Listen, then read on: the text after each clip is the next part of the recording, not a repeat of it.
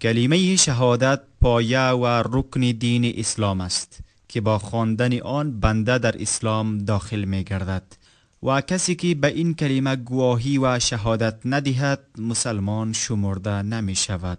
از عبدالله بن عمر رضی الله عنهما روایت است که پیامبر صلی الله علیه و سلم فرمودند: بنی الاسلام علی خمس، شهادت ان لا اله الا الله و ان محمدا عبده و رسوله و اقام الصلاة و ایتاء الزکاة و حج البیت و صوم رمضان. متفق علیه.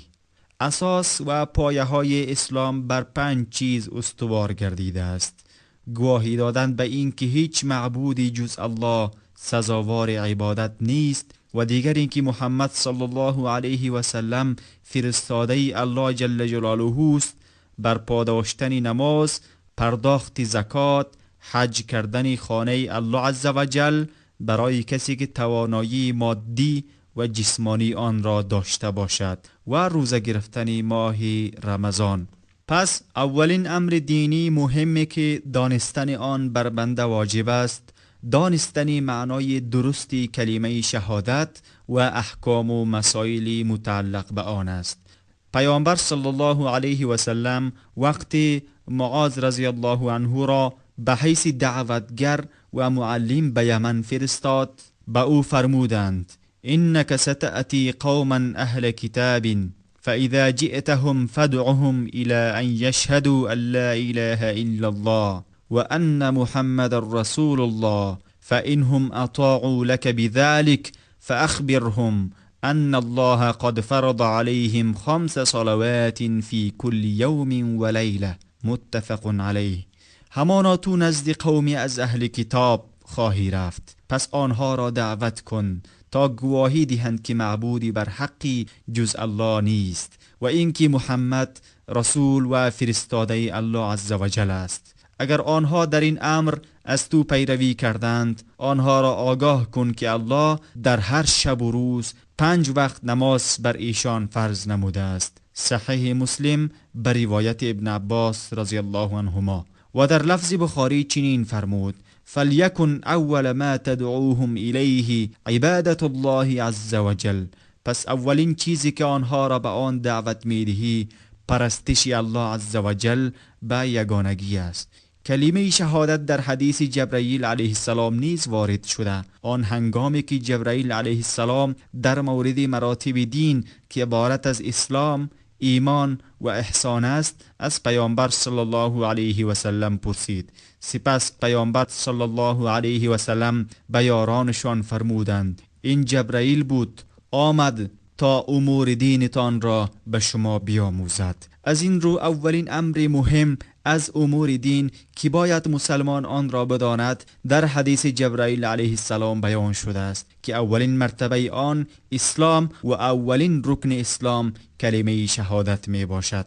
معنای لا اله الا الله: لا اله الا الله یعنی هیچ معبودی سزاوار عبادت و پرستش نیست مگر الله عز و جل، و کلمه اله یعنی معبود. پس هر چیزی که بجز الله عز و جل عبادت شود، عبادت آن باطل و مردود است، و هر کسی که غیر از الله عز و جل چیز دیگری را می پرستد مشرک و کافر است. چنان که الله جل جلاله می فرماید: و من یدع مع الله الها آخر لا برهان له به فانما حسابه عند ربه انه لا یفلح الكافرون. و هر کس جز الله معبودی دیگری را فرا بخواند که هیچ دلیلی بر حقانیت آن ندارد، حساب او با الله است. بیگمان کافران رستگار نمی شوند. سوره مؤمنون آیه 117.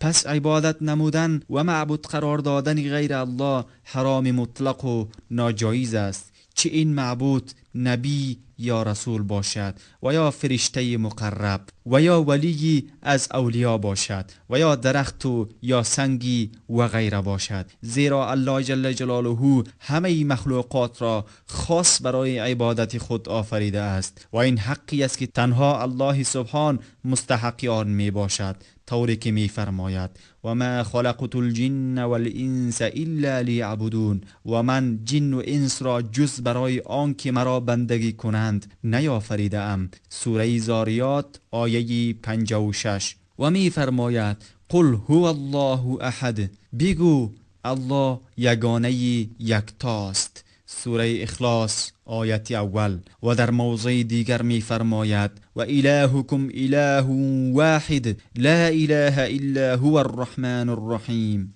و معبود شما معبودی یگانه است، معبودی به حقی جز او وجود ندارد، بخشنده و مهربان است. سوره بقره آیه 163. و همچنان می فرماید هو الحی لا اله الا هو فادعوه مخلصین له الدین الحمد لله رب العالمین.